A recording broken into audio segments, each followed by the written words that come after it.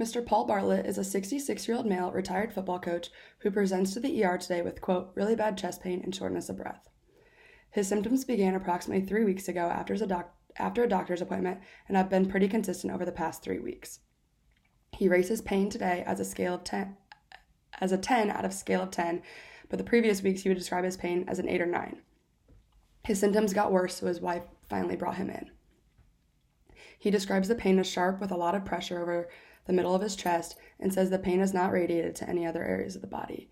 He has taken his albuterol inhaler in order to make the symptoms better, but nothing has made the symptoms worse. He denies any other associated symptoms. The patient also has not been previously worked up for these problems. The patient's current active medical conditions include COPD, hypertension, and heart disease. The patient has had these chronic health problems for the past 15 to 20 years, but has no other pertinent past medical history. The patient is currently taking atorvastatin, 40 milligrams once a day by mouth, as well as his albuterol inhaler as needed, and amlodipine, 10 milligrams per day by mouth. The patient is allergic to lorazepam, penicillin, benzotropine, and aspirin. Pertinent family history includes his dad died of a heart attack at age 45, as well as a brother who was 60 years old but survived a heart attack in his 40s.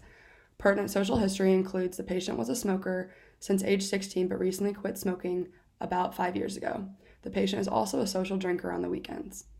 Pertinent review of systems includes the patient says that he has heartburn after meals, as well as denies swelling in his arms or legs when sitting for a long period of time. The patient also denies a history of mental illness, including depression and anxiety, and the patient also says even though he has shortness of breath, he denies pain when breathing.